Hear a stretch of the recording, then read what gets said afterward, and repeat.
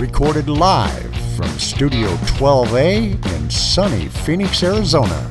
You're listening to the Josh and Friends Podcast. Thank you for tuning in to the Josh and Friends Podcast. I am your host. My name is Josh. And my next guest is someone I met back in Seattle on a cold day in November of 2004. From the very first time I met her, I was like, whoa, this is weird. She's like the female version of myself. Huge into pop culture, movies, music, and television. She'd always get my obscure references from the 80s and 90s. It was pretty wild because I had a lot of them. But she's known for her gift of gab and for being very opinionated, which to me is a good trait. She had a natural high energy about her with a positive attitude, even in a horrible working environment. And that's one of the main reasons why working alongside her was so enjoyable. So it is my pleasure to welcome to the show one of my favorite all-time coworkers and my good buddy for over 15 years, the Motor City Redhead and my old pal, Miss Heidi Moreau.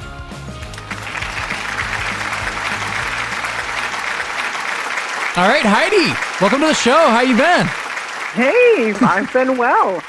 I can't complain. How about yourself? I'm doing pretty good. Thanks for having me. Absolutely. So when is the last time that we spoke, either on the phone or in person? I can't even remember. Do you? Well, because we never talk on the phone, because who does that anymore? Yeah, right. I would think I moved home from Washington like just after Memorial Day weekend. That was a sad 2010. day. 2010, it was a sad day. 2010? So, wow. I think it was 2010. Yeah, it's been like a decade. Isn't that crazy? Yeah, well, it's funny because then I moved the year after. Almost exactly a year after that, I moved. Yep. See, everybody got out of Dodge, so I guess I'm kind of glad that I left when I did. Yeah, so, half my friends are not even there anymore. So it's kind of weird. And the entire Pacific Northwest is falling apart. And, well, Seattle's it's like on fire. Apart. I guess it just rained recently, so that's good. Put out some fires. Is good, yes. So. Yep, definitely. Yeah. You don't want to ask me about news because I really don't watch the news. Just so you know. Oh God. Oh, I wish I was you right now. Oh, it sounds so relaxing. Really, you don't. Yeah. you really don't. I sometimes am like, I'm so uninformed, and yet at the same time, I'm like, but so much of it is so painful to watch, anyways. That what's the point? Yeah. So. Yeah. So you have 2 kids now. Yeah, hence the reason why I don't watch the news. It's pretty wild. Who has time for that? How old are your kids now? Let's see. Lane, my son, is just about 6.5. He turned 6 in April, and then Harper is 3. She turned 3 in April as well, so she's almost 3.5 as well. So, wow. Yeah, I'm in the thick of it. That's crazy. It's nuts. So I definitely love them like nobody's business. Yeah. And at the same time, most days I feel like my hair is on fire. So, Oh, that's awesome. That's awesome. Well, So, how are your parents? How's your family doing? They're doing well. So my mom is doing well. My dad is enjoying retirement, which he likes to remind us of just about every day. So is your mom retired too, or is it just your dad? And just my dad right now. So my mom only works, a couple days a week. So, nice. And then the other days a week, she's, Gigi, as we like to call her, or Grandma. Oh, so, gotcha. Okay. Yep. Right on. She loves that role. See, my little sister still lives out in St. Louis, and she just actually graced us with her presence this past weekend, so that was kind of fun. And, nice. And my other sister lives a couple hours away, so I moved home and everybody moved away. Worked out well for me. But my brother actually has 4 kids, so it works. I know. Who has 4 kids anymore these days? I don't know, but you guys are crazy. You guys are a fertile bunch. We are, definitely. And it's kind of nice because my brother with his 4, luckily he has a wife to help him. So, me, I just do the 2 kids by myself, but my brother's got the wife and, the actual, family. But his kids kind of, his oldest is a couple years older than Lane. Then he's got a child that's Lane's age as well as one that's a year older than Harper. So and then one that's a 2-year-old. So it works out really well. Oh, when the cousins get together, they have, they have a football team. Not really, but they have a great time. So good. Well, so it's good times. But you know, a lot of your friends as well have kids. I mean, Kevin and Ryan. Oh yeah. And, yep. So everybody's doing it. Yeah. What are you trying to say? Well, I'm trying to. Are you telling me to give in to peer pressure? I'm trying to help maybe Tina a little bit, or is she pretty much resolved to the fact that she's not going to get grandkids? I asked her on the podcast. She said she claimed that she was okay with it, but you never know. Yeah, well, you know, the thing is kids are not for everybody, and it's so funny. And I worried about what I should say about kids on the podcast because I didn't want to come off like that I don't love my kids. But it's funny. So I love how don't you love how everyone has to preface that? By the way, like shouldn't that go without saying that you love your own kids? I mean, you're taking care of your kids. They're with you. True. Good point. Yeah, but I think it's just because we all feel guilty that we're not like these perfect, picture perfect, parents that we thought were supposed to. Ward and June Cleaver, right? Yeah, right. And that's impossible. But my sister works with a girl who, my sister was talking to her about having kids, and she's like, oh, I'm still kind of on the fence. I didn't know if I should have kids or not. And she goes, don't do it. It's literally modern day slavery. That's what and I was like, Sarah was like, well, that's a little harsh. Oh, but God, then that's I sit funny. there and I think about it, and I don't really think that way. And I don't want to, hopefully the word slavery, I'm not getting into the PC thing here, but you should edit that out, please. but either way, it's one of those things where kids just say, can I have a drink? Can I do this? Can I do that? Hey, can you help me do this? And it's like never ending. Literally for the last couple of years, I've said, I'm like, I can't wait for Monday morning because it's easier for me to go to work than it is. I heard someone else said that like a few days ago too. Yeah, no, it's someone else said that. Yes. Maybe I think I heard somebody talking on a TV show about that where it's like, oh God, I can't wait to go to work. Oh goodness. Yep. It sounds crazy. And I realized I think we're finally coming out of it. Harper's 3.5. So we're working on, getting to 4. And, right. She still likes to run away a little bit, which is always fun when you're in a public place and your child runs from you and thinks it's funny because, she wants you to chase her. Yeah, that's fun. But is it bad that I think that's funny right now? I know most people do. And I'm here to tell you, by the way, never thought this would happen, but I actually have a leash for her.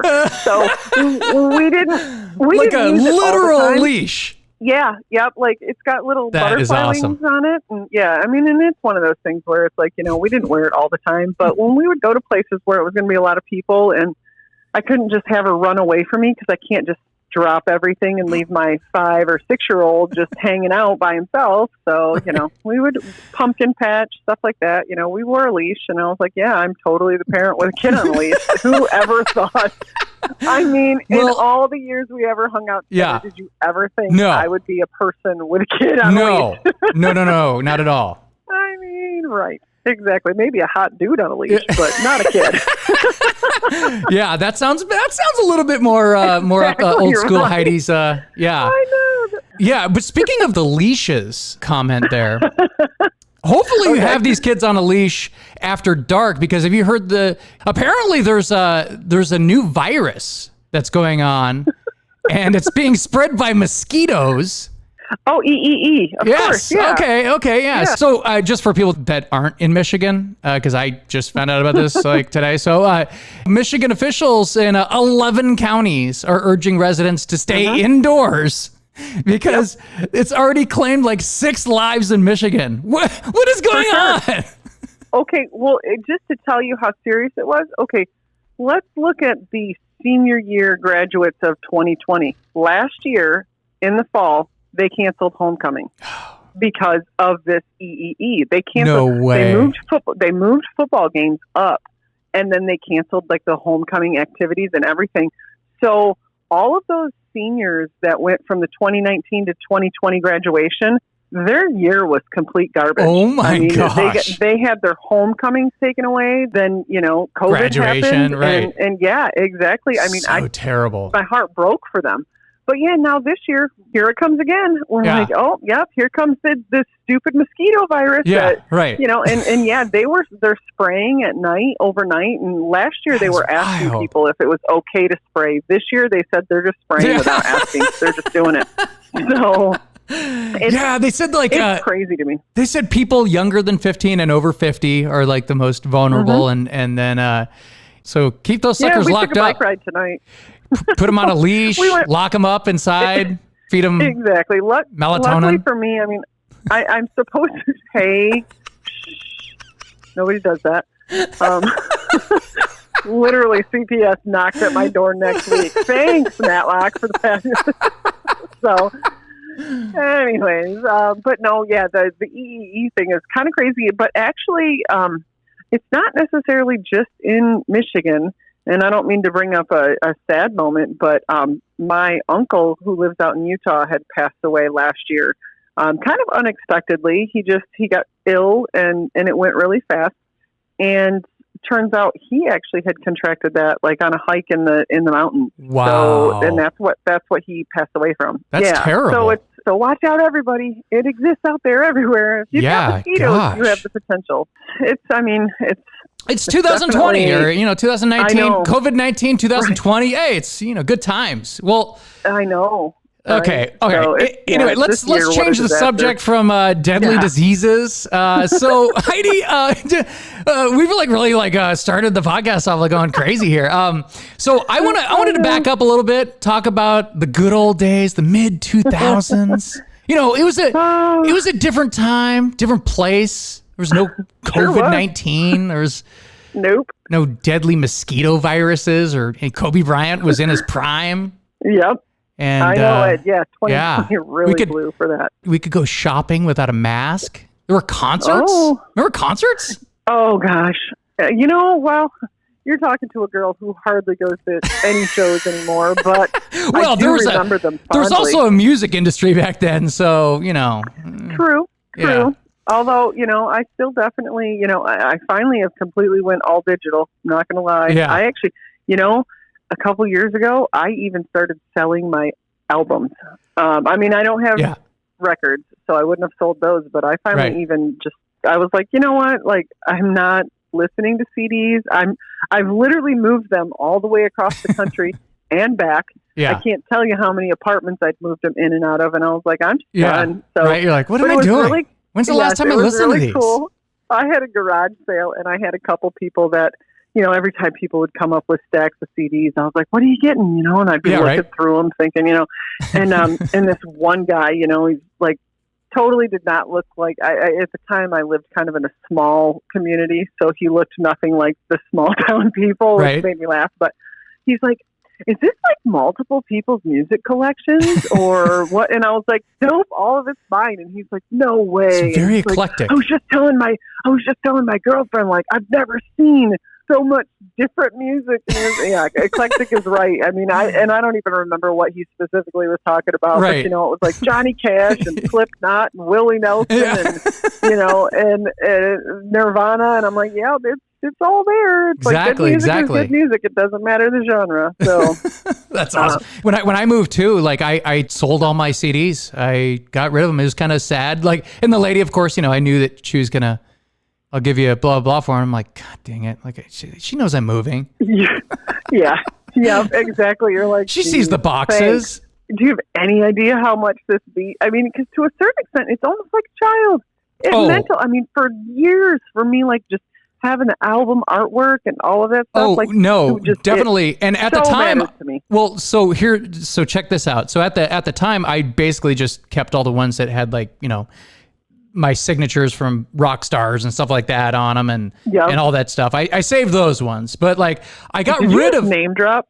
I didn't name drop any rock stars. Did you hear a rock star's name? I mean, you heard that. I just kept the ones with the autographs on them. It's not like I have a lot. I kept the 400 that have, famous autographs. No, there's a couple I kept, but there's I might have 3,000 movie stubs, but I sold my CD. Well, how much do those weigh? A little smaller real estate, I suppose. But that was a deep cut. That was a deep cut by you right there, by the way. Yeah. Well, because I think I've heard you talking about your movie stubs before. So no, like what? Anyway. By the way, a theater, one of my childhood theaters just closed down. I saw that in Federal Way. Yeah, it was wild. I was like, whoa. It's so sad. Yeah. I can't believe any business is actually still afloat at this point. Like things like that anyways. So. No, definitely. Yeah. But good old Lee is keeping the movie theater, the drive-in out there going. Yeah, he's like a couple hours away from you, down in Indiana. He is. I know one of these days strange. I'm like, it'd be really cool to like go visit him, but it's the weirdest thing in the world to me. I'm like, I don't understand how he's living in like the heartland. Oh, he is. He is on? Like in hell. I mean, he hates it so bad, but he's doing it for his wife or girlfriend, and he's just. And it's cheap. Oh, yeah, it's the Midwest, so it's like way cheaper. So it's like, it's like, he goes, well, at least I could save up money, and it's, I don't go anywhere anyways, so.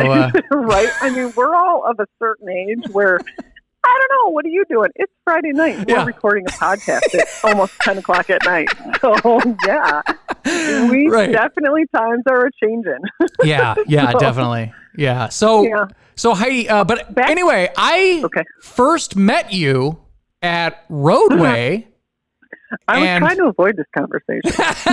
Well, we're gonna dive deep into this Roadway stuff here. So for people that are not familiar with the company Roadway, well, it's YRC now. But what is Roadway, Heidi?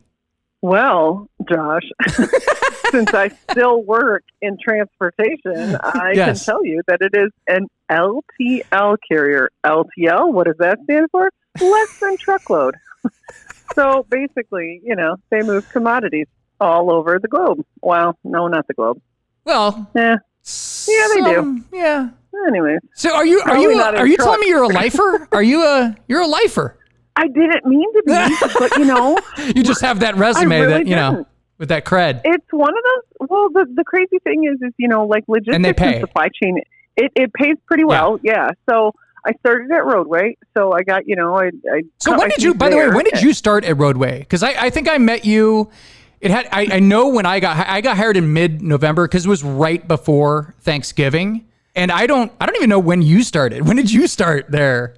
Gosh, okay. So if I moved to Seattle in November of 2003, I think. Okay.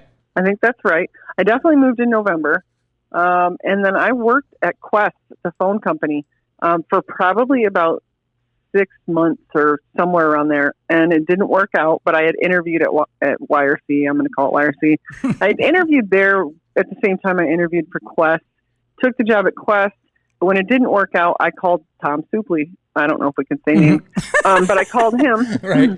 He had mentioned to me when I took the other job, he said, hey, if it doesn't work out, give me a call. So when it didn't work out at the phone company, because, they wanted me to transition every, person calling into, selling them DSL and all sorts of good stuff. So I called him and he said, yeah, I totally remember who you are. And he's like, let me get you set up with another interview so we can have you interview with our favorite person and our manager. Backing up real quick here. So this was like, this is in South Seattle, and it was like in this small, tiny little office upstairs at essentially a big terminal. Shipping hub, like a shipping terminal. It was funny because I was actually working at the radio station part-time on the weekends. I couldn't keep that up after working at this place. Your story of meeting me is my favorite story, I think, of all time. Oh, no, I will never forget. So they always have me take this test. And it's like it's on one of those old mainframe computer systems where it's like, I mean, how outdated was that thing? It looked like it was, it looked like something it was like from like an old 80s movie, like War Games or The Oregon Trail. And that wouldn't be bad if it was 1983, but it was 2004. Sure. Yep. So the cursor is flashing right here. So I'm sitting there taking this test, which is terrible, by the way, and it doesn't help that I'm bad at tests as it is. But I hear you from the other side, and you're just yapping away, in a good way. You're like, you're talking to somebody about some 80s show, and I'm like, oh my God. I'm like, oh, I know exactly what episode she's talking about. And of course, then I hear everybody else, nothing, crickets. Everyone's like, right. Okay. And then you're like, yeah, okay. And then you just went back to work. And then and then a couple of minutes later, you're like, oh my gosh. So like, it's like that one time, like in that, and you just kept bringing up these things. I'm like, dude, I don't know who this chick is because I can't see because there's a wall. Like, we're totally going to be friends. Yeah. And I'm like, I cannot wait to get over there. Like, so I could sit over there. So I could get in the mix of this conversation because nobody else is saying a word. So yeah. And then when I finally took that test and transitioned over to the other side, they sat me right next to you. It was perfect. I was like, this is awesome. So I would bug you but I would love talking to you about, you got every single, it was weird. It's like we grew up together, but we didn't. Yeah. It's like we were brother and sister or something. It's so weird. For sure. Which, the irony there is my brother's name is the same as yours. So that's funny. It's crazy. Like first and middle name are the same. So right, I think that's easy to remember. Pretty awesome. Right. Yeah. And my dad's name is your dad's name. That is funny. So if only Tina or Kathy could be one or the same, Right. But yes, I agree. I think that our childhoods were just really similar, even though we completely were 2,000, 3,000 miles apart. Right.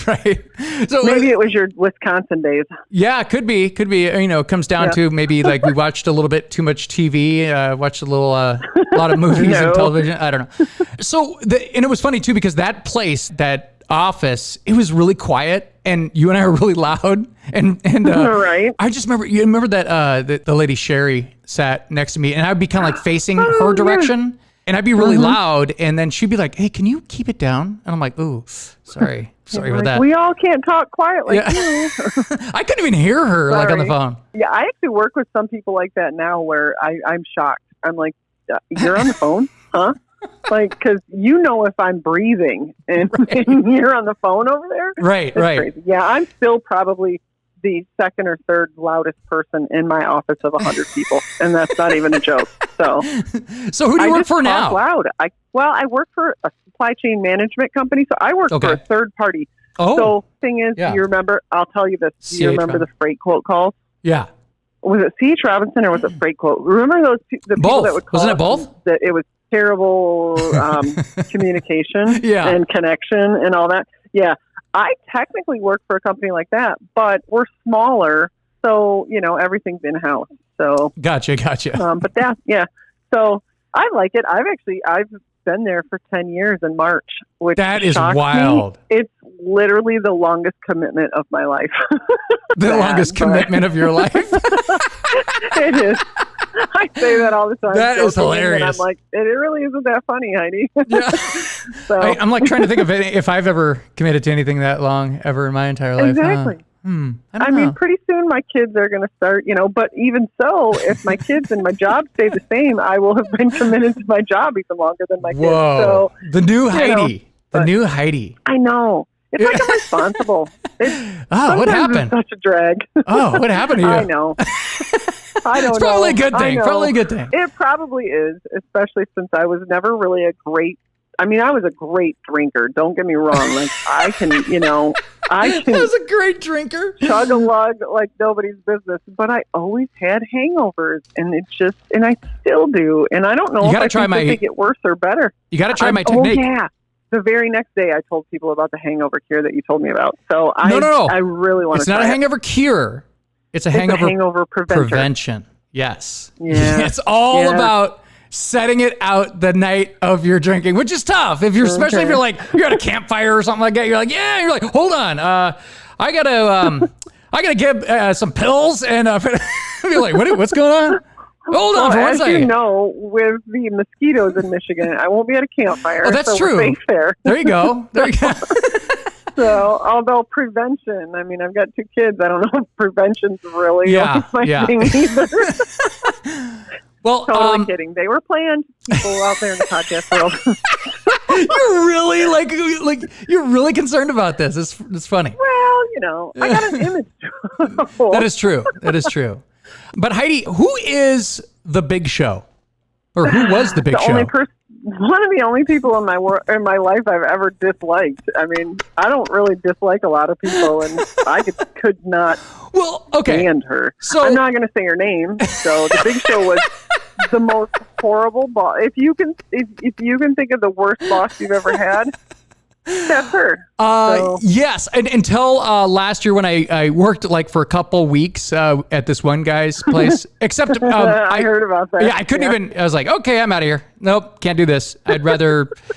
I don't even know what I'd rather do, but this is bad. It was the worst since this boss. But the problem is that I worked for this boss for like 5 years. So so that was a problem. I want to say there were days that I probably days and things that she did that didn't suck. But yeah, but how bad is that you have to say that?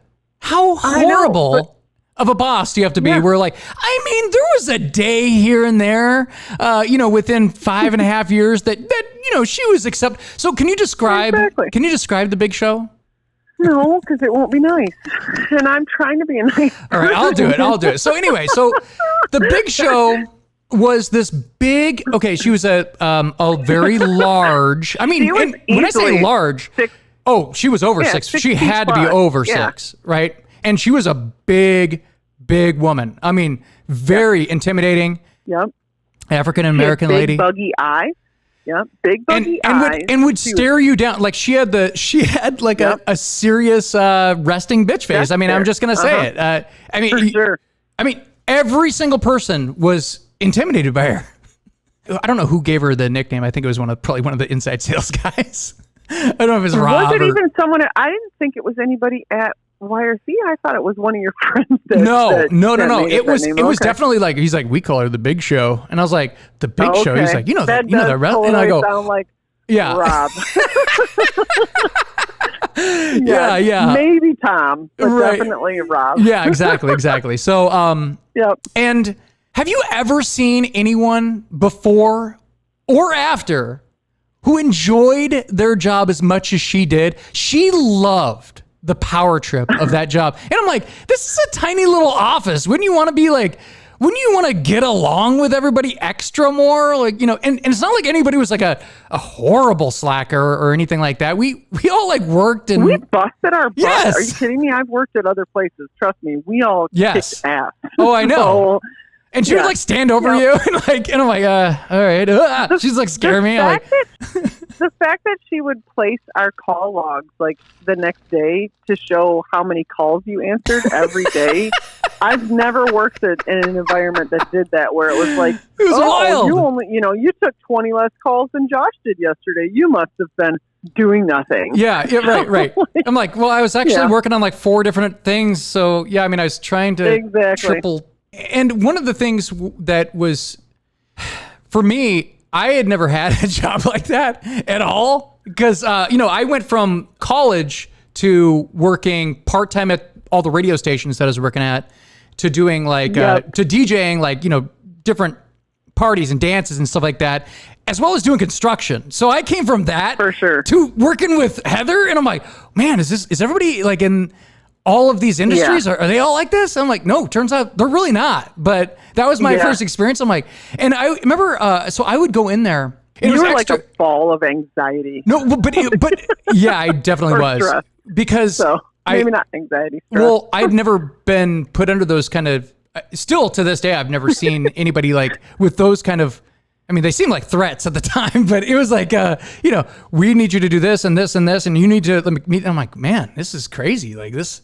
place is wild. Like I would get like stressed out. Like Sunday nights would be hard for me to sleep. I'd be like, okay, it's time to, I hope these guys did their job, because, I wrote down all these people that, I'm relying on them, and hopefully they're doing their job. Remember, like I would call over to like all the different terminals, and I'm like, man, why is everybody so mean? Like everybody, like it's not only just the people that I'm working with, but it's like the people at other places, the customers, you didn't want to call the dispatch office because you were afraid of them yelling. Because the dispatchers bit our heads off when we would call. It's like, well, I'm sorry, you're the only person who could tell me if this freight's going out for delivery today. Yeah, I'm like, okay, I don't. Have to call you. Do I call that? You're like, just call down there. And I'm like, yeah, they're nice to you. They were, remember, they were like really nice to the girls, but like they hated me. And I'm like, I don't know if it's really nice to the girls. People like me. They're just nice. No, but it wasn't just you. Like Heather would, you remember Heather would like sit next to us and like listen to our calls and stuff like that. And she would, even Heather would be like, look at me like in utter shock of like how they were treating you. And I would be like overly like, hey, it's Josh. And I'd be like, how else could I be? Like, I'm going to try to be as nice as possible. And like, nope, it didn't matter. And it was like, remember that Doug guy in Everett? He's like, oh, yeah. I'm like, I see, you remember some people. I can remember Tracy in our own district. Oh, well, yeah, Tracy. She's like, what? She'd answer and go, scare the crap out of you. She would answer and go, what? And I'm like, oh my God, Jesus, I didn't even say anything yet. I'm like, holy crap. Wow. Jesus. So the things that I remember about like Roadway though, for me is like, especially Heather, is her love for the Mardi Gras king cake, which is disgusting. It's fun, but it's disgusting. Like, why on earth would you actually have one of those shipped from New Orleans? They're not good. And then it was pretty bad. Halloween. Yes. You remember her Halloween costumes? And then she also had a pet bunny. She did. She had a pet rabbit. Yeah, big one too, right? Yeah, and she like actually I went to a party at her house. No, I was there. I was at that party. What was that for? It was like it was a housewarming or no. Was it? It was for a holiday party. It was like one of those things where like I felt like we were in an episode of The Office because that was big at the time. So I always kind of like look at The Office and I'm like, who in here is like who from The Office? And I'm like, okay, our offices are way different. This is not the same. I can't really do this, but yeah. So, but yeah, I was at that party, and it was like it's a white elephant party, right? Probably. Yes. You know what? I remember gifts. I just remember that I just now remembered that we went to her house for a party. I remember that because you know what I brought for the white elephant gift or whatever? How do you remember that? I do. Well, listen, I brought, because I was horrified. I was like, oh my God. I was like, God, I hope Heidi shows up to this party because she's the one to talk to. And Heidi and Rob. Oh God. So, and she lived up north, like in Everett. Yeah. So it was like, okay. It was up north. Yep. I guess I mean, because I was like pretty new, so I was like, well, I gotta go. You know, it's like one of the and it's a tiny little office. So I'm like, I'm just not gonna go. Yeah, screw this. So so what'd you bring? I bought 2 little airline bottles of alcohol, and I remember someone. Yeah. But you know what? Someone stole them. I was like, yes, it worked. Someone liked it. And I was like, I'm gonna grab this and drink it right now. Booze hounds in here. Yeah, so that's awesome. Yeah. I don't remember what I would have brought. Yeah, it doesn't really matter. But you know what? Going back to that king cake, I want to circle back to the beginning of the show where you said you had 2 kids. Well, that's false, Heidi. That's false. Damn lie. What a liar! I have 3. And you have 3 kids. I have the first child with you. For all of those listeners out there. You care to explain yourself? Because I'm clearly not doing a good job of it. Well, so the king cake, the whole premise of the king cake is there's a little baby that's baked into the cake. Now, I'm not some Mardi Gras historian by any means, but there's a little plastic baby toy that is baked into the cake, and it's supposed to be good luck, whomever gets the piece with the baby in it. Now, don't think for a second we didn't totally force you to get the piece with the baby in it, because that was obviously a setup. So, I mean, if you didn't get good Everybody's luck always wanting me to have kids. Everybody's always wanting me to have kids. So, well, you were just the easy target. So, so you got the piece of cake with the baby in it, and I have taken the baby and kept it safe for the last, how long has it been since we worked there? I mean, 15 years. I mean, if I've been home for 10 years and I worked somewhere else for 3 or 4 after, it's easily been 15 years. Oh, yeah. And I still have it. So every now and then I take a picture of it at some fun little place and send it to you just to remind you that your kid is still doing all right. Well, make sure that hey, where does the baby, where does can't believe I'm talking about this. Where's the baby talking? Or where does it live? Where does it lives in my jewelry box. That's where. Oh, that's so terrible. So I'm just going to call this the Terrible Mother podcast. The Terrible Mother episode. I'm just joking. The baby is a treasure. It's in my treasure chest. So, Oh, that's awesome. That's awesome. Yeah. So, I mean, it's funny though, because over the years I've completely forgotten I had it. I mean, and I actually I've only had that the jewelry case for probably eight years. So where it was before that, I can't recall. but somehow I managed to bring it home and keep it safe. That's awesome. I do appreciate that. Yeah. I do. It's better that you're taking care of the baby than I am, because you are taking care of 3 kids and you're doing a great job. So let's just say 2 kids. I don't need the podcast world thinking that I have 3. Oh, okay. All right. 2 is all I know. I'm teasing. But 2 kids and a king cake baby, a, whatever the heck it is. Yeah. Yeah. That has failure to thrive because it's never gotten any bigger. It's a real condition. It exists. Yes. And our child has it. So Heidi, when I was working at the radio station, as well as Roadway, then you later got a job at the Mariners, working at the ticket office. Courtesy of our friend that lived in Heartland. Yeah. It was Indiana, the Hoosier. Lee. Yeah, he's a Hoosier state. So. He's an officially Hoosier now, by the way.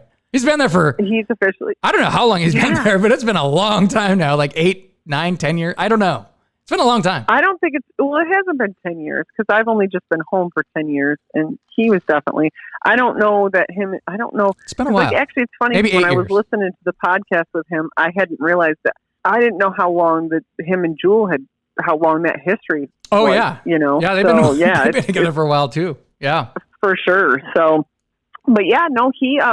I think I was just looking for a part-time job. I don't even know. I mean, I had always had a part-time job when I lived in Michigan, and it was kind of like, what the heck, And he was like, well, hey, I can get you an interview with my old boss current or old, or I don't even know if he was really working there at the time specifically. I mean, he kind of always has been an employee. But so I met with Malcolm, and the next thing I know, I was working in the ticket office. And I did that either 3 or 4 summers. It was a blast. I mean, there were times where it was like, the M's would come back into town, and it was like a 2-week home game stretch, and it's like, oh crap, for the next 2 weeks, every night I got to go to the ball field after work. But, then they'd go out of town for 2 weeks, and you'd be like, okay, a little bit of freedom. Right. And it was a fun job because you could go into the stadium and watch any game you wanted. And I'll be honest, there are things about living out west that I really wished I'd taken more advantage of. One of them would have been going to more games because, I could have just, when I got off my shift, I could have just went in and sat down anywhere I wanted to. But, I was also working, and I just wanted to go home after working all day. And the other would have been hiking. So not to sidebar from the Mariners, but I didn't do nearly the amount of like hiking and sightseeing in the mountains that I wish that I would have done because I was so fixated on being in the city. I mean, I grew up in a small town. I grew up in a town with 1 stoplight, even though I lived in, Grand Rapids, which is kind of our metropolitan area in West Michigan. I really didn't, I really wanted to be in the city. So I pretty much just focused on living in Seattle, and I missed so much of the beauty that's out there in the, Yeah, there are some awesome hikes out there that you can take part in, and some. Did you ever go out on like Lake Washington or any of the boats? Well, I mean, when I left Roadway, I actually worked for people, and one of them had a house on Lake Washington just down the way from Bill Gates, and we went to his house a couple times for parties and stuff like that. So I know. So sounds like a dump. I'm just joking. Next to Bill Gates. So is it on like Mercer Island or something? Yeah, exactly. Yeah. So I think Medina would not be specific to the So, I mean, these 2 guys that I worked for after Roadway, I mean, they were software guys who developed software and sold their software to Microsoft, and then they were basically. I mean, I don't know because I don't know their banking history, but they were basically, millionaires in their 40s and had nothing else to do. And it's like, okay, what are we going to do now? So they just, they were brothers. They just started this company that I ended up working for. And actually the company's grown quite a bit since I've worked there. I was at ground floor type of thing. But anyways, that's neither here nor there. But yeah, I really, I only went camping, I think, one time with that group of girls that I know from the Bonnie Lake area. So we all went camping up in, I feel like the Cascades at one point in time. And then I did tour the mountains over the Olympics when I was dating Mike. I think it was before I started at Roadway. So I was let's explain who Mike is. So Mike is you were also dating a rock star back in the day when I first met you. I was I'm not going to call myself a Band-Aid there, but yeah, no, I am. I dated, you could say rock star, but I mean, I would just say a guy who played it. I would say a guy. No, and I mean that because, and I have much love for him. Actually, I've gotten to see him in Michigan a couple times. Oh, are you serious? He's been on tours. Yeah, he's been on tours. We've when he's come through, he came through Kalamazoo one time. Again, we're talking just like we're talking just like nobody, everybody knows what we're talking about. This guy was he was the drummer of the Super Suckers, right? No, he was the Posies. The Posies is his biggest claim to fame. Oh, okay. So, although the reason I met him was because my friends or whatever were the Super Suckers at the time. So yeah, gotcha. That's the Posies. Now, was he the original drummer in the Posies? Yeah. Yeah, that's awesome. And he was in. They had a couple pretty big hits. Yeah, honestly, and then that's actually who I saw him play with in Kalamazoo. They went on a reunion tour. The original members of the Posies. That's pretty cool. So, but I didn't know who the Posies were. Like when I met him, I was like, who? Yeah. But then what band I really liked that he was in was the Fastbacks, which I don't know if you know who they are. Yeah. Okay, so yep.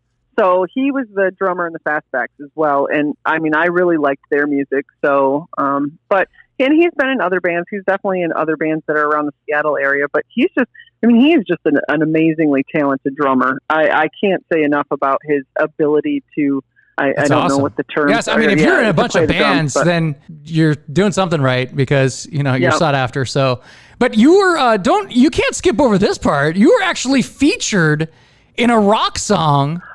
I have it. I have this song. I listened to it the other day. You what? What'd you say? I just told my mom about this the other day because it was playing, the Outcast version was playing, and I was like, I'm on a recorded version of this song. Yeah, so you're on the Super Suckers Outcast cover, the song Hey Ya, that came out in like 2005 or something like that.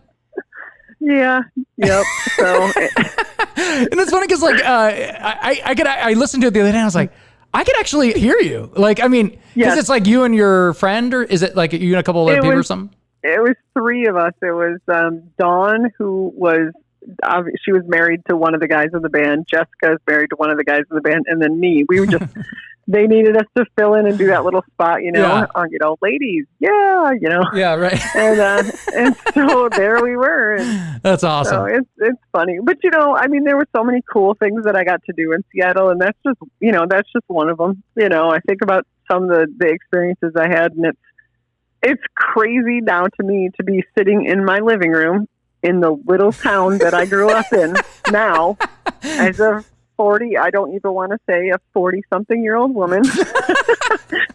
and I've returned basically home, and yet I had all those experiences in Seattle, and it's like it just feels like feels like a different life. Yeah, but like think about this. Think of all the people that never had that experience. You were out there for how long? Almost. Well, I think 8 years, but I always like to just kind of round up and say close to a decade. So what made you move out to Washington in the first place? Well, so I was roughly 26 at the time, and it was kind of one of those things where, my friend had already moved out there. Jessica met Eddie. Eddie played I didn't know. Oh, yeah, I forgot that she was actually from there too. Yeah, well, she technically grew up in Arizona, but she had been living in Grand Rapids for probably almost a decade. I don't really know. I mean, I think she moved here when she was 19, and we were only 26, so somewhere around there, 25, 26. And she met Eddie when he played a show, and she knew who Eddie was because she was into punk when she was a kid growing up in Arizona. And the Super Suckers originally were from Arizona. So they were coming through on a tour, and her ex-boyfriend, I'm still even friends with him to this day, but her ex-boyfriend shot her a message and said, "Hey, the Super Suckers are playing in Grand Rapids tonight." It was like, okay, so she messaged me and she's like, I say messaged because I have no idea if we were texting at that time. I don't really know. But somehow I found out that we were going to go see this band, the Super Suckers, that night. So we went, and, the opening band was just this insane band. This dude was like 7 feet tall, lead singer, just crazy, like, energy and presence and, whatever. After the show's all over, we're standing there kind of just talking to the opener band guy for whatever reason. I don't know, because that's what girls do when they're at rock shows. And the next thing you know, Eddie walks up, which is the lead singer of Super Suckers, and he just walks up and he's like, hey, he's like, you could tell he's like interested in Jessica. And they met. I know, right? Yeah. And she was smoking hot back then too. Not that she's not beautiful, but like, she was very fit and everything, And the next thing you know, those two hit it off, and within a couple weeks, she was like driving to go see where he was at touring, and like she went to Farm Aid because they played Farm Aid that year. She went to Pennsylvania for that, and the next thing you know, she's like, I'm moving. She's like, I'm totally moving to Seattle, but by the way, I'm going to finish the tour with them, and we're going to get married in Vegas. At their last show. And I'm not even kidding you, like, sure shit, they got married within like less than 2 months, and I'm not even kidding you. So that was... Are they still together? They're still married? That was so... did I say what? I don't even remember what year I said, but their son was born in 99. Yes, they are still married. They're still married. They have 3 kids. Their oldest child is like 20 years old or 21. And then their youngest is like 5 or something like that. They had like a really big age. They had 1 child for a really long time, and then they ended up having 2 more. And their daughter was born right before I moved back to Michigan. So, whoa. Yeah, I remember you like showing pictures of their little one back in the day, because they would dress them up in like cool outfits and stuff like that. So I remember that. So, but funny. It's just one of those things where it's like, I guess, like 2 people, it's work. They were meant to be, but it's also, it's work and stuff like that. But it's just amazing. And then, because I ended up in Seattle because she left. I lived here for a couple more years. I was like, life is boring without her. She was just a blast. We were like thick as thieves. Like, if I would go out without her for whatever reason, people would be like, dude, where's your sidekick? We were always together. So life was just boring, and it was kind of like, well, and so I went out to visit, and I was like, okay, Seattle's cool. But I never really knew if I could make it happen. And I had a part-time job at the time. I had a full-time job and a part-time job, and I was like, I don't know if I could ever make this happen. Like, I'm just not good with like saving money. What 20-something-year-old is. Right. Maybe some of them are, but not anyone I knew. Yeah, Bill Gates was probably good at saving money back then. Yeah, so I don't want to get in trouble for right. I don't want to get in trouble for like any like tax evasion or anything. But I worked a job that paid me under the table. So I say that like, the federal government. Yeah, right. Podcast. But so I ended up just talking to the owners of the job that I had. And I said, hey, I'm like, can I just work for you? And you guys just dock my hour, or, keep my hour. Look at you all working it over there. Yeah. So I ended up working for almost like 6 months to a year. And then when it was all said and done, they handed me an envelope of cash, and I drove to Seattle. And I visited once, and then decided that I wanted to move out there. So, wow. So I did, right? Yeah. So that's how it works. I visited. I came down to visit Arizona twice, and then I was like, you know what? I'm moving here. Yeah, exactly. That's how it works. I know, and as far as I can tell, now I should say, having moved back, I've never regretted moving back home, because to me, my family, I love being close to my family, and I'm at a stage in life where I'm happy to be back here. But you're away from your parents, but like, to me, it seems like Arizona's been exactly what you needed. You love the sunshine, you love the warm weather. I feel like it really fit with your lifestyle. So that's I think very cool. It's different too, because it's more of kind of like a Seattle, Arizona to me, when I came to visit, and even after I lived here for a few years, the attitude is different because nobody's really from here. Everyone's from somewhere else. So you have that mentality where everybody wants to be friends with everybody. You know what I mean? Everyone's kind of in the same boat. So it's like, no one's going to be like a big jerk to you. Of course there's jerks everywhere, but in general, like if people would walk up to you like, hey man, how's it going? I'm like, this is weird. You're coming up to me? Like this is awkward. Yeah. It's different. So, and I agree, because like as much as I never have a hard time making friends, Seattle is very much like, I don't want to say snooty, but it can be very closed off and hard to make friends. Right. Because people are just kind of in their own cliques. Again, I mean, I'm kind of overbearing. You either love me or you hate me, and it's just because, but I, again, I did not have trouble making friends. But I remember I joined a softball league to meet new people, when I lived in Seattle, because it was like, how do you meet people outside of who you work with, or who you already knew? And like, I knew I needed to get outside that super sucker bubble. I wanted to be, I wanted different not friends. Not everything bad. Relationships usually don't end the greatest, but there were some good things about that relationship. Like, one of them was you got to attend Eddie Vedder's birthday party. What was that, his 40th or was that his 50th? Or what? Yep.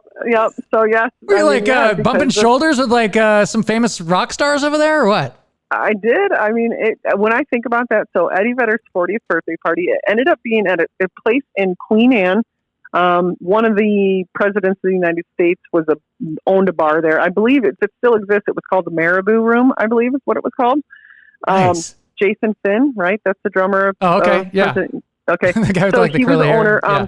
Yep. But Eddie's wife threw it. It was a surprise birthday party for him. And yeah, it was, I mean, I remember the people, I'm trying to think of the people that I really remember, like Rob Zombie was there, which, I mean, it's kind of weird and bizarre. That's Tim Robbins awesome. and Susan Sarandon. What? Yep, Tim Robbins and Susan Sarandon. Did you were there. meet all these people, or you're like, oh, let's look at that person over there? That's the one thing about when I never wanted to come off like some super fan. No, I'm exactly the same way. I don't, I never usually would do, unless I was, pretty liquored up or something like that. But sure, generally I would like seek out like people to go over and like, oh my God, I need to be this person. No, there's, yeah, exactly. I mean, I've talked to every member of Pearl Jam. They're all great people. Yeah. Mike McCready and Eddie Vedder to me are two of the most genuinely nice people I've ever met. But I didn't walk up to Rob Zombie, or Richie Sexton was standing next to me at the bar. I didn't say anything to him. Susan Sarandon, I actually ordered a drink right next to her, and I didn't say anything to her because she basically was just staring in front. I could tell she just really didn't want to have conversation. But Tim Robbins was really friendly and, nice, and he posed for pictures with people and stuff. Awesome. Where, I mean, granted, it was after Susan went back to the hotel, but still. Yeah. So, I know it's kind of, who's the wet blanket there? But that was one of those experiences. Actually, when I came back here, I went back to school, and one of the classes that I took was an English class, and I had to write a paper, and I actually wrote a paper about that night, just kind of. Oh, that's awesome. I was like, I don't, and it's one of those, actually, I just found that folder the other day, and I was like, I should go through and read that story again, because I'm curious to see what 10 years ago I wrote about, cool. what I remembered about that night. So, yeah, definitely document that. That was one of the cool things that I got to do, but really, because I'm kind of a Tool nerd. I mean, I'm not like a big, crazy, over the top Tool fan, but I do really appreciate Tool's music. Yeah. And actually, I have two kind of neat things about Tool. So I was supposed to see Tool in Grand Rapids on September 11th, 2001. Oh, so kind of weird, right? Yeah. I did see Tool in Grand Rapids on September 13th. They did play 2 days later, and then they hightailed it the hell out of Grand Rapids, which is funny because actually, technically, Maynard James Keenan he's from a town just north of Grand Rapids, and he even went to college in Grand Rapids. Wow. So to be trapped here on September 11th, I'm sure was probably weird for him, and at the same time, like, not that crazy. So, but one of my most favorite experiences was the Alice in Chains reunion tour, or reunion show that they did. It was the first time they all played together without Lane, and they had people fill in. And actually, if you Google the show, like, you can read, like, the local writers wrote, the synopsis of the show and whatever. And it's a great read, but everybody knew that there was going to be people filling in for Lane, but nobody knew who it was. And it was like right before I went to the show that night, someone called me and they're like, Maynard James Keenan is one of the people who's going to be filling in for Lane tonight. And I was like, whoa, can I say That's awesome. Fuck what the fuck? Are you kidding me? Like, dude, that's crazy. I called like 2 different people, and at least 2 different people in Grand Rapids to say, just so you know, I'm going to go somewhere tonight. But anyway, so, but of course, Maynard is he's a total introvert, even though he's, Maynard James Keenan. And like, I was backstage, I stood next to him backstage in line for the restroom. He actually waited for me to go before he went. I know, I think about that all the time. I was like, so I didn't let him go first, but yeah, he stood behind me in line and used the restroom backstage at that show.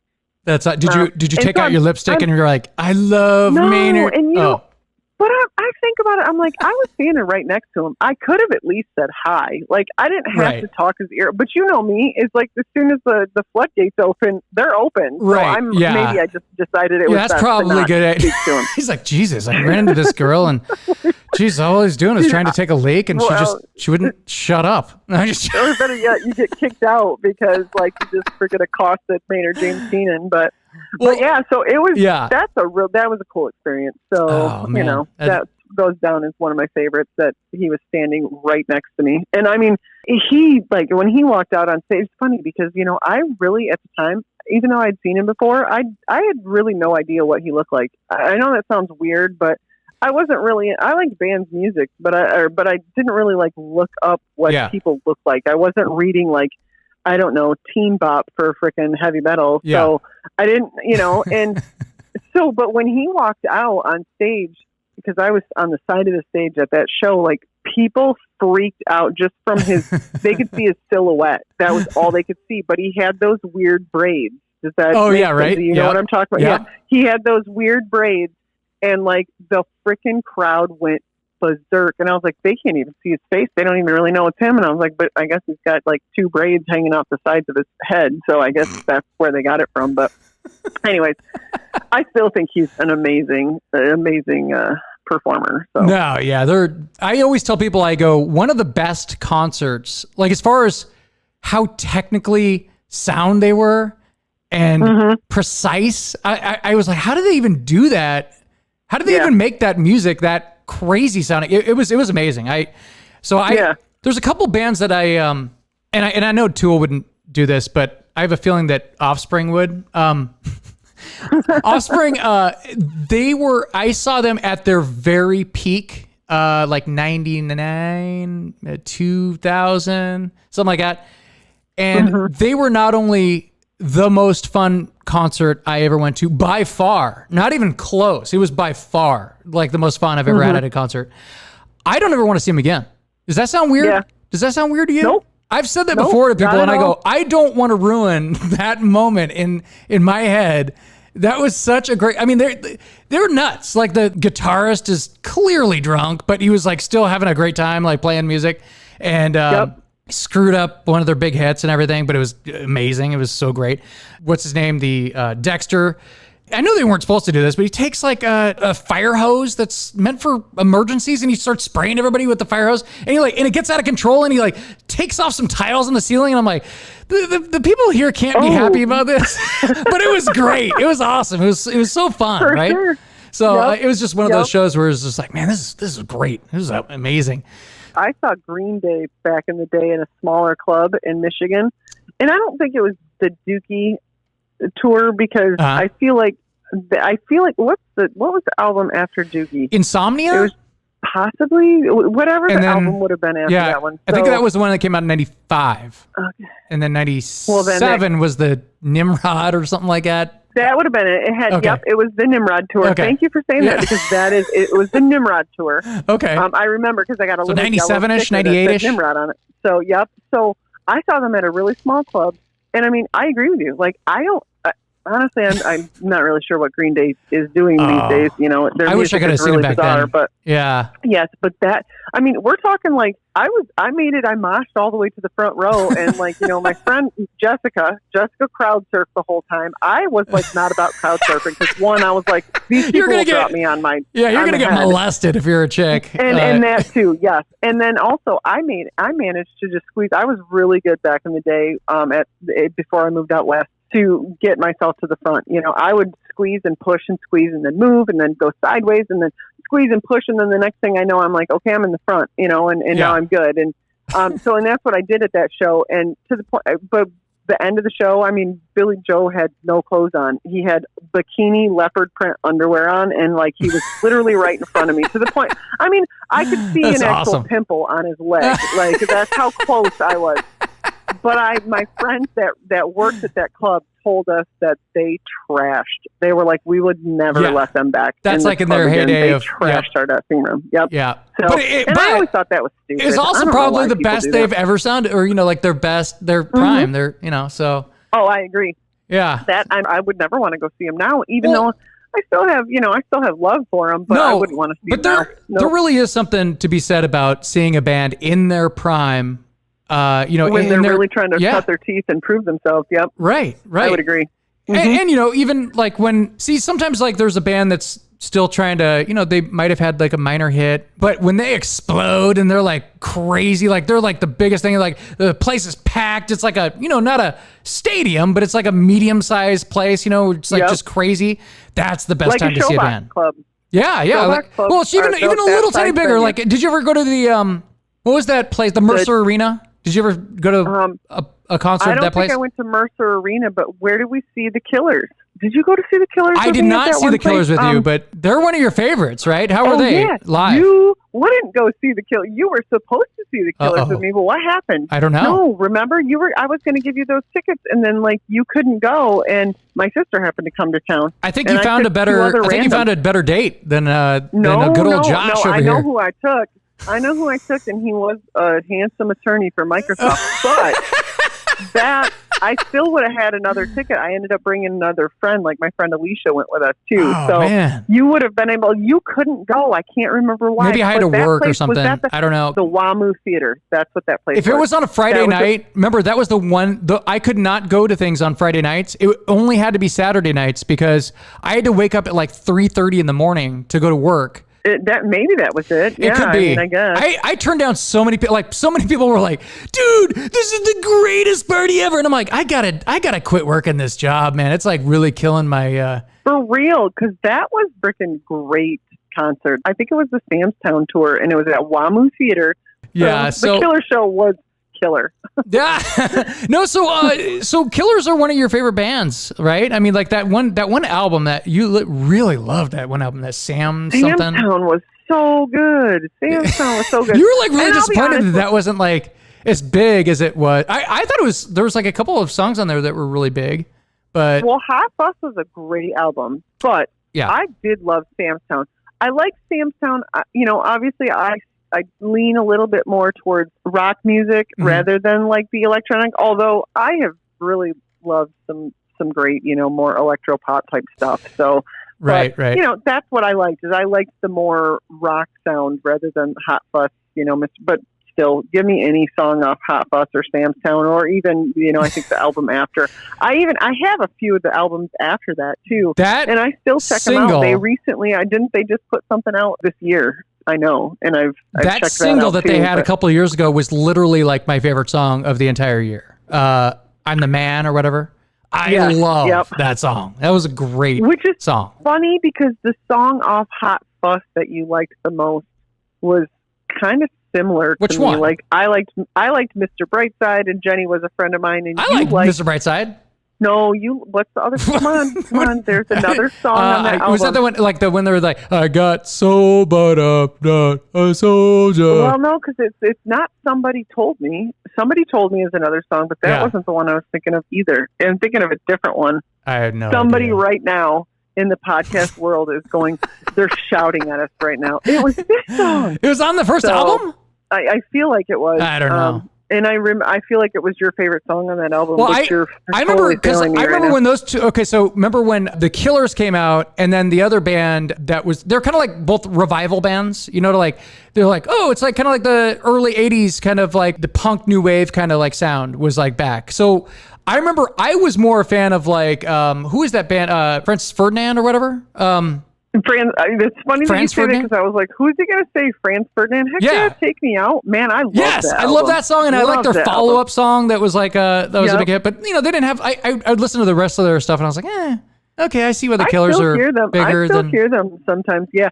Well, and honestly, I like Panic at the Disco a lot, who I feel like Panic at the Disco is like the stepchild to the Killers. And I don't know if it's that the music is, or if it's just because aren't they both from Las Vegas?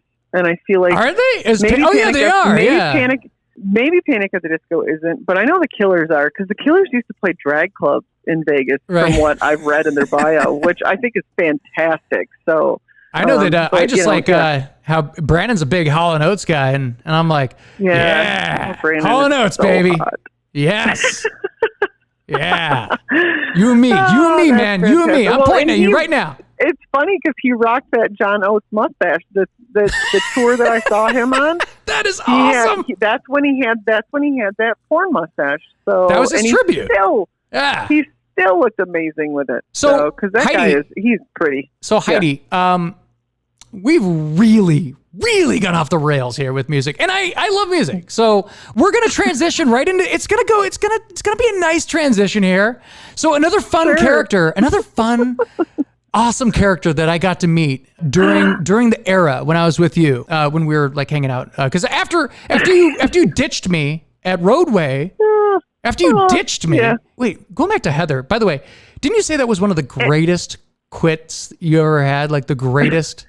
That was the best quit I've ever had. Because wasn't she like at the very end? She was on a tear. She was like writing people up. She was preventing people like myself from getting a raise. She was like, she was horrible. So, she hated both of us. She hated us. And then we were cool. So she would give me a bad review, and she's like, "Unfortunately, you're not getting a raise." And I'm like, "Oh, thanks. That's awesome. What did I do?" Yeah. I was like, "What did I do wrong?" No. But, you mean I show up every day on time? I literally was the only person who never missed a day ever. And when I did, it was scheduled off because I would take it off in advance. You were this is something I have to say that I learned from you. I still don't do it, but I think it's the smartest thing I've ever heard. You were always off the day after the Super Bowl, the day after St. Patty's Day, the day after Fat Tuesday, the day after, like, you took off those days after the drinking holidays. Well, you know what? Part of the reason why I did that. You know, part of the reason why I did that. Because you're smart. Let's not get crazy here. So part of the reason I did that was, remember, so that was a tiny little office and a call center.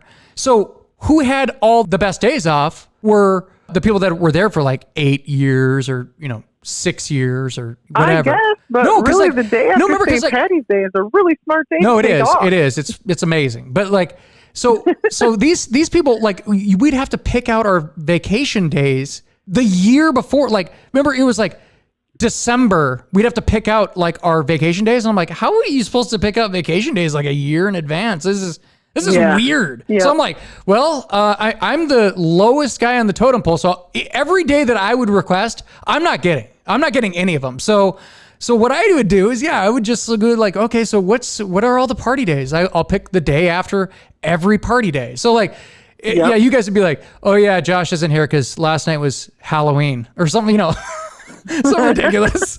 So every day after fill in the blank, whatever hholiday, that's when I would be off. So, but there was a reason for that. Kudos to you. It's a super smart idea. And I wish back in my 20s it was. Now I don't.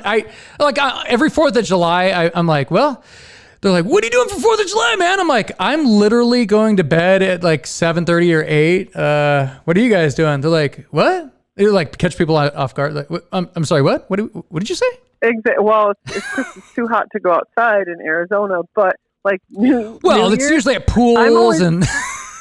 I'm totally teasing. I like to make that joke just because I'm in a blanket right now with the heat on, so whatever. Right. But no, seriously, like. So Heather, you said that you went in. I don't know if it was for a review or if she just called you into the office. So she called you in and she wrote you up, and you were like laughing. You didn't even give a shit. You were like laughing. You're like, I didn't even give a shit. And I was like, why is she laughing when she's coming out of Heather? Nobody laughs coming out of Heather's office. It was my review. This is how I remember it, which, trust me when I say my memory is failing me these days. So when I accepted the new job, they told me they were like, oh, we think we're all set. We think we're we're going to go with you, whatever. And I remember I was at Safeco Field. I was actually at a baseball game. I wasn't working, but I was at a baseball game. And I told him, and, you know, they said that they hadn't finalized their decision yet. And I was like, oh, darn.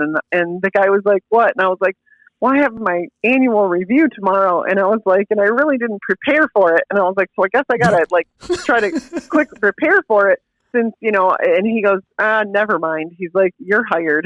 He's like, go quit tomorrow. So when I went into my review, I got called in for my review appointment with Heather.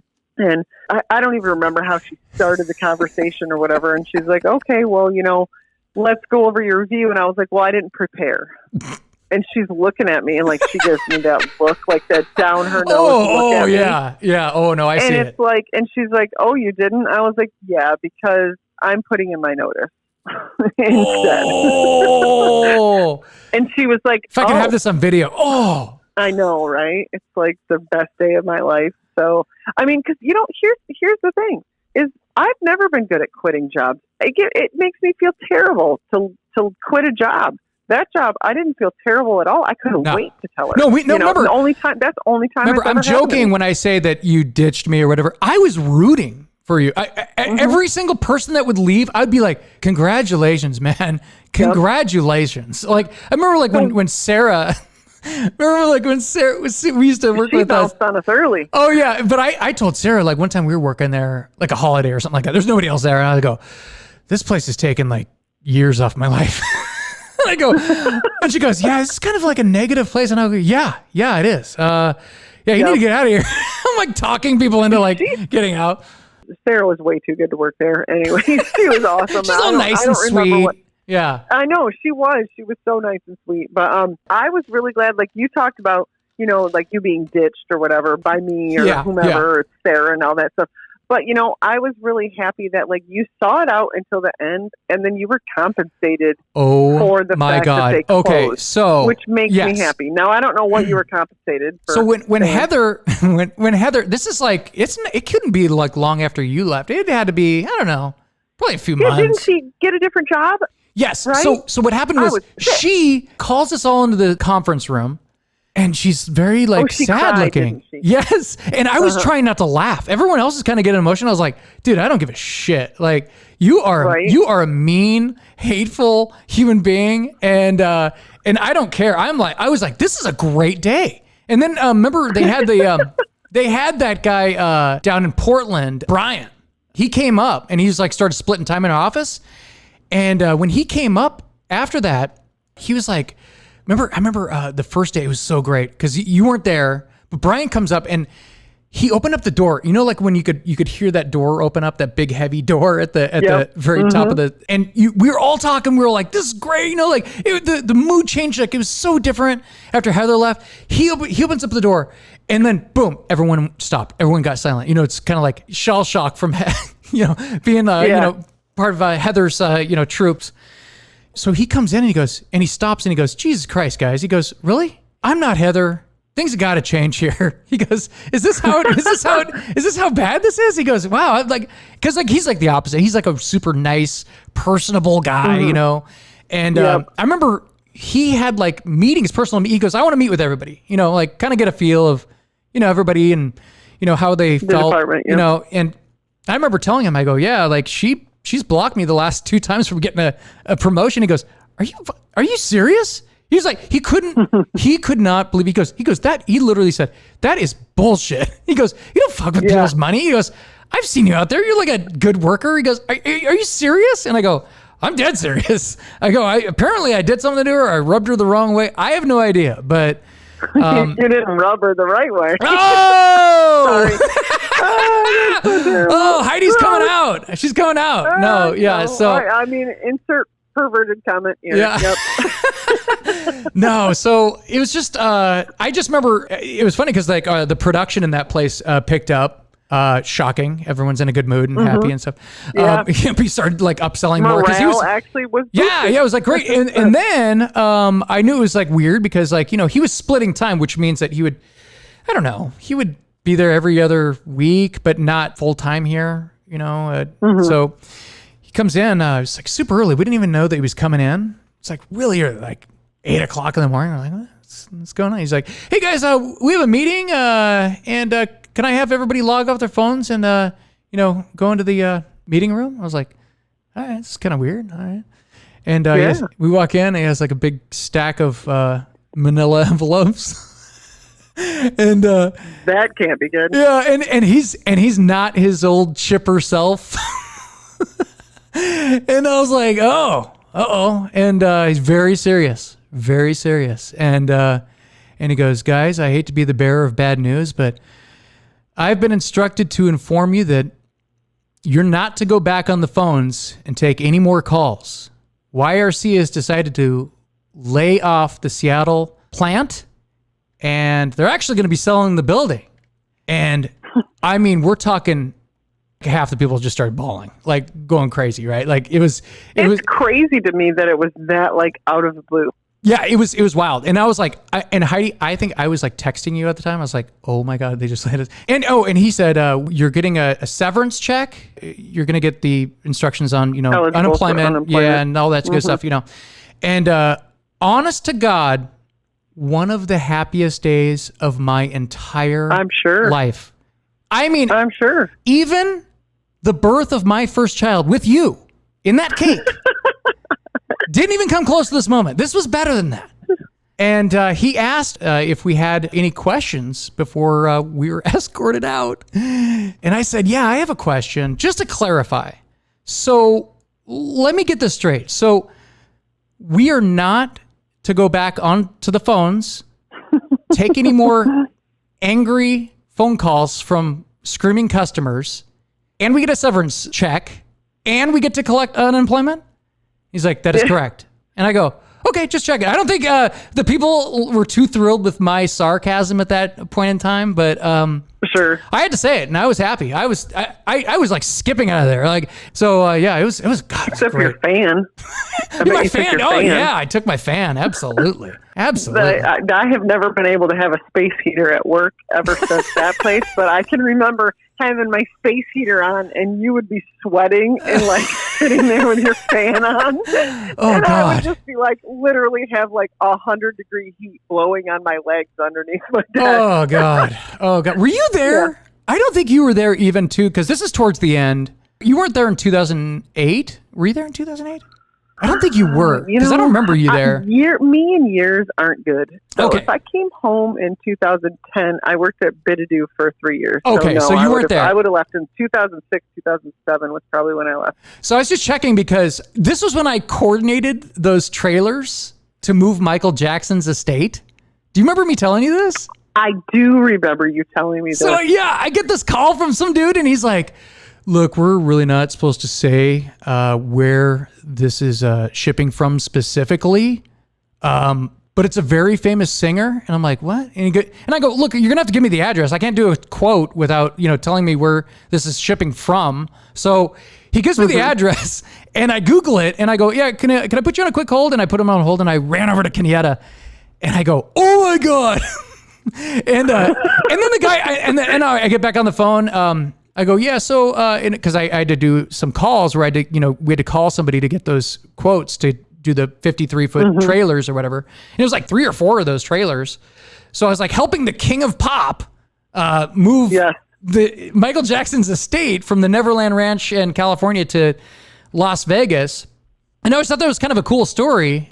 And that is a fantastic story. Yeah, so but I always thought it was funny because I jump up immediately when I find out, and I'm like, and I think I look over, the first person I see is like, that Mac Mitchell guy who's your replacement, and I look up and I go, oh, he's not gonna care, and I was like, okay, so I'm like, who else would care? Like, and I go over to Kenyatta, and I'm like, oh my God, and she's like, are you serious? And I go, I'm dead serious. This is crazy, right? So yeah, So it was crazy because the next year he's dead. So I was going to say shortly thereafter, because I remember right? It was like the day the music died for me. I remember it was wild. Exactly where I was sitting. Everybody remembers that. Where were you? Where were you when Michael Jackson died? Sitting at my desk at Bidadoo, so right down the road from YRC. So because I did only move about a mile away from you guys. Oh, okay, yeah, because I was remember I was on a permanent vacation there for a while. I had been laid off. I'm living the life. I'm out watching a movie with Chuck, and And we're watching Transformers 2. Yeah, it was great. Oh, yeah, because you said your phone started blowing up at the movie Yeah, I was like, what is going on? It's like, what is going on here? You always tell everybody when people die, and one of the biggest deaths, you didn't, I mean, obviously, I think Facebook was around then, but you weren't quite the Facebook announcer quite then, so. Oh, speaking of, that's the one thing about Facebook that bums me out. You remember MySpace when people would go to your page and it would play a song that you wanted? That was probably one of my favorite things about MySpace was that when you went to somebody's page, it played their song. It was certainly a lot more personal. Or like, moving people into your top 5 or whatever. It's like pissing people off. When you had wallpaper that you could decorate. Yeah. But I think that was the problem too. Like, people were like, it's like way too involved, man. You got to like copy these codes and like go into the back end and like paste it. And I'm like, yeah, you really are kind of like running a website here. And, but it was fun. Yeah. It was fun. It's kind of a fun hobby. Yep. Yeah. Yep. So I know. And all right. Well, I was going to say Facebook. I mean, I know. I feel like an old person now because I have an Instagram. I guess I have Snapchat, but I don't actually snap or chat. I just you're not supposed to. You're sometimes with my kids. You're in your 40s, right? You're not. You know what? I'm going to be 44 in 2 weeks from today. I'm 44. I know. Man. It's weird. Sometimes it's weird when you think like, because I don't know about you, but I don't really feel like I'm going to be 50 soon. Like I feel like I'm still like this 20-something-year-old person, but just, I have more wrinkles now. Well, I remember. It's weird how age is I will never forget when you're experiencing it. I can't remember who said it, but I will never forget. There was this old man that was being interviewed, and he goes, it's really weird getting old and being an old man because I look in the mirror and I'm shocked. He goes, because I think that I'm that guy in my 20s, and then I look in the mirror and I'm like, holy moly, that's not me. Who is this guy? Right? Yeah. So it is kind of like that always like stuck with me. I was like, oh, that is kind of weird, man. Like, so yeah, it's just kind of weird. But you did hold on to that. When people kind of like, you remember like Cher back in like the late 80s when she would be like, if I could turn back time, and then, but she was like dating like young guys and stuff like that. That was kind of like you back in the day, right? Like kind of like dabbling in the. I mean, I might have to hang up now because you just literally. Well, you just compared me to Cher. But Cher's like one of the greatest entertainers of all time, right? She's also like super geriatric. But yeah. Whoa! Well, I didn't say you were Cher's age. I said you were like Cher circa whatever year. You're the Bagel Boy, right? Wasn't it the Bagel Boy? See what I mean? You know exactly what I'm talking about. Yeah. So yes, I mean I may have dabbled in the art of dating younger men. The art. I still know like I don't date right now. I mean my dating life is about as active as I got nothing. I just don't date right now. It's terrible. I would like to. Well, I mean, you're busy, right? It's a lot of work. Yeah. It's a lot of work. Well, everything's a lot of work. On top of just dating itself is a lot of work. But you have kids and, you got your full-time job. I don't have time. But seriously, like, even still now, I still would be attracted to a man my age or younger. I'm not really like the old guy chaser. But it's not, and it's weird because now, like, the old guys, I mean, they're in their 50s. Although I did, actually, last year, I dated a guy who was 53 when I was 43. He was very, very fit and whatever, but, like, but I remember being like, wow, I'm actually dating an older guy now because, I still will, and I have an age limit, though, now. Like, I can't. Sometimes I get hit up by like a 35, 36-year-old, and I'm like, dude, I don't think so. Like, it's just, and they're not even young. They're not even too young. That age isn't like a young age. It is weird with it is weird with the disconnect as far as like with you and I, we'll like bring up something and we know exactly what we're talking about, right? Mm-hmm. So you can't do that with like younger people. Like people are like, what are you talking about? Like I have no idea. I have zero clue what you're talking about. I'm like, oh, okay, yeah. I'm pretty sure like the early 40-year-old person is about the coolest age that I can, I mean, you know, like people that just, anybody now when I meet people, like that age group is just who I really truly connect with. So, right. Yeah, but you know, it was fun. I mean, I was 33 and I was dating a 23-year-old, and I sometimes say that out loud, and I'm like, wow. And you know, I mean, let's be serious. The person who will remain unnamed at this moment was a great guy, but it was like that was something. A super nice guy, but I was like, this isn't going anywhere. I'm moving back to Michigan. Like, I only dated him with the intention. Well, I knew it was. It had a time frame on it, you know. And I was like, it's not going to go anywhere. And I mean, we were pretty tight, but at the same time, like he was. I don't want to say he was broken, but he needed a little fixing. I almost probably mothered him a little bit because he needed a little taken care of. Well, didn't you say one of my favorite stories? And again, we're not saying any names. This could be anybody. That we're talking about. But one of my favorite all-time stories is when you say that he moved out on his own for the first time. I don't know if you know what I'm talking about or where I'm going with this, but he had his own place, and you know, he wasn't the best at cleaning or, you know, taking care of things. Like, and sure, you told him about this story that you went. Didn't I go to the bathroom outside of his apartment instead of actually in his apartment? Yeah. And I'm like, wait, what did you say? And I was like, think about this. This is Washington State. It's chilly most of the year, and the toilet you said was so filthy and disgusting that you went outside instead of risking, you know, even a squat over, even a squat over.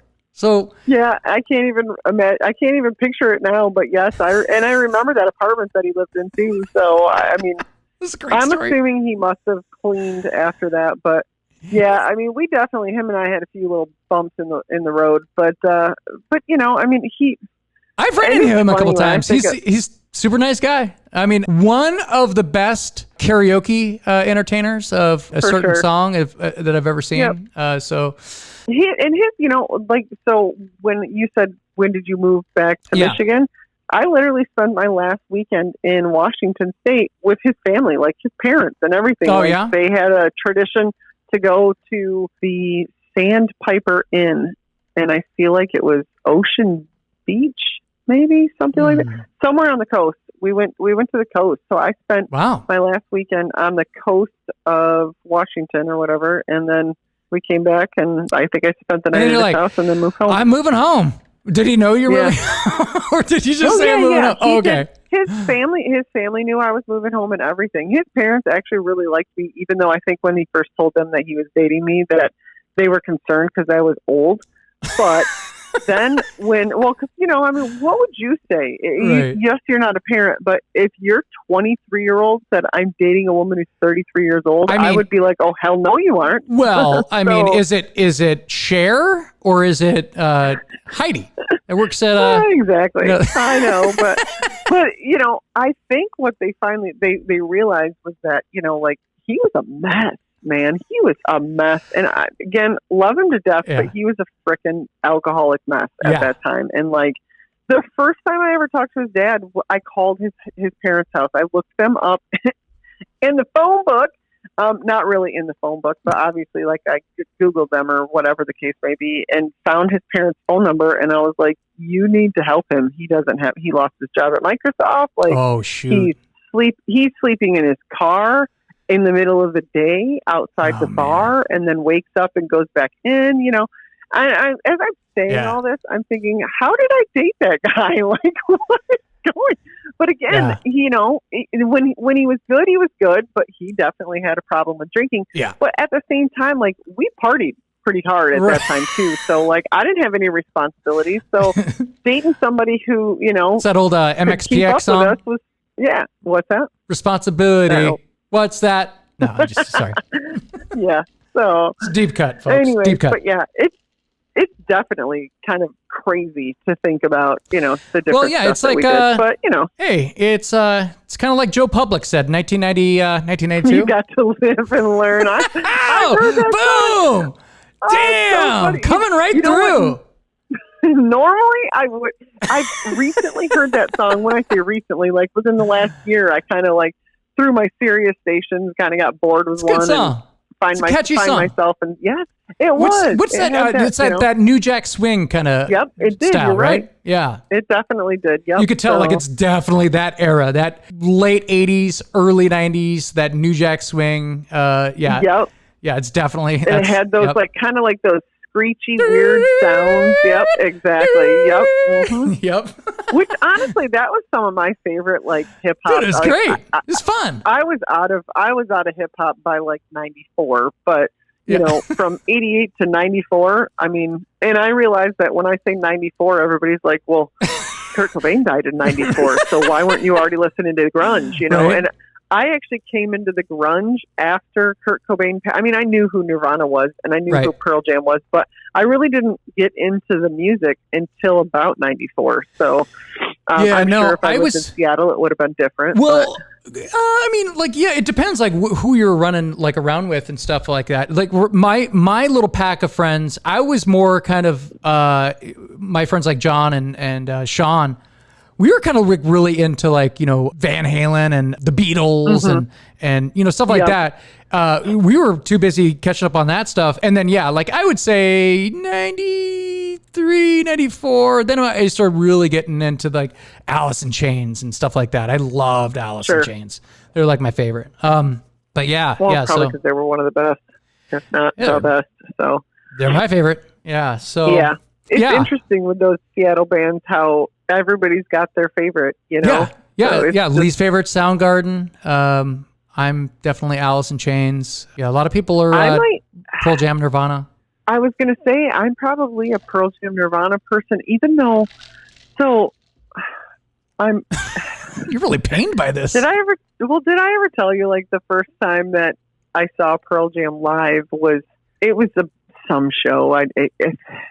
It wasn't a true show. I mean, like, I remember the presidents of the United States of America and Pearl Jam were both playing. It was obviously not like a Pearl Jam concert. It was some kind of a benefit, something or other. And it wasn't that Flight to Mars benefit that Mike McCready does for Crohn's disease every year, which, by the way, you should donate to Crohn's disease because it's really important. Because what? Well, because Mike McCready has Crohn's. Right. My aunt has Crohn's too. So, but he does that Flight to Mars. He does Flight to Mars, which is like a benefit show for Crohn's disease. Anyways, so it was the first time I'd ever seen Pearl Jam play, and I was like, I'm not even kidding you. Like, it was one of those epiphanies. You're like, oh, Pearl Jam. They're a jam band. I had no idea that when they played live, their songs lasted forever. Right. Yeah. So like, I loved the album 10. Thought it was an amazing album. I still think it's probably one of my favorite 90s albums of all, you know. Yeah. But yeah, seeing them live, I'm like, God, would this song please end? Because I don't like songs to last forever. I don't. Well, that's like one thing about me. I love music, but I do not like it when a song lasts freaking 100 years. I was literally thinking about this this morning. You know how Dave Matthews Band used to, every year they'd be at the Gorge for the Labor Day or I've never been a DMB fan. Well, no, so I got a free ticket. So I was like, and a bunch of my friends were going. I was like, all right, yeah, okay, that's at the Gorge. Like, yeah, definitely. Exactly. So, who's not going to go to the Gorge? The Gorge is amazing. Sure. So like, I went over there. Yeah. And because they play 3 days, they have to spread out their music and they're jamming, right? So they would have done that anyways. That's why they're playing 3 days, because their fucking songs are 30 minutes apiece. But okay. But being a casual fan, I like some of their songs. I like their hits, their radio hits, And Crash is about the only song worth. Well, anyway, I go over there and I'm like, okay, I've known one song that they've done, and it's the song that I don't like by this band. And every other song is like some jam. And it's the only concert that I've ever fallen asleep at. Oh my goodness. I literally fell asleep. Because, you just sit there in the grass and you're like, yep. And I dozed off for a second. I'm like, oh my God, did I just fall asleep? Like, was it that soothing, or maybe it was all the weed around me? I don't know. But I was going to say, are you sure you didn't eat a brownie? And no, I definitely didn't eat it. Because that sounds... I've had a pot brownie in my mouth, but I didn't know what it was, and I started chewing it, and I was like, okay, this is not a brownie. I'm going to go spit this out. So, yeah. Okay, Bill Clinton. Yeah, no, I really did. You could ask my brother. Because my brother, he did eat the brownie, and it was the worst I've ever seen my brother ever. I mean, we had to end the night. He was like, I got to go home. And I go, but we just got here. And he looks at me, and I go, okay, we got to go. Like, it was bad. Yep. For sure. It was really bad. So I went to, what's out there? Sasquatch. I went to Sasquatch. And okay. And I think I don't remember when it was, but my friend said I went there with, like, somehow some dude with a backpack walks up, and the next thing I know, me and a friend split a Rice Krispie treat, and I'll be honest, it was a long night. It was a really long Rice Krispie treat. I remember good parts of it, and I also remember being like, we may not find our campground. There's a Jägermeister flag I did that at by our tent. I did it a couple of years ago at the Guns N' Roses concert, where like we brought in one of those plastic flasks, and I brought in, like, it was like a bunch of like Fireball that we brought in. We were just like taking swigs of this, and I was like, man, we got lost in like the shuffle, like as everyone was going, and I was like, I literally I couldn't find where people were, and like I was like, I couldn't. It was so bad. I was like, whoa. I'm like, wait, I should know where we came in from, but I don't know where we are. We had to wait for everyone to clear out for them to find us.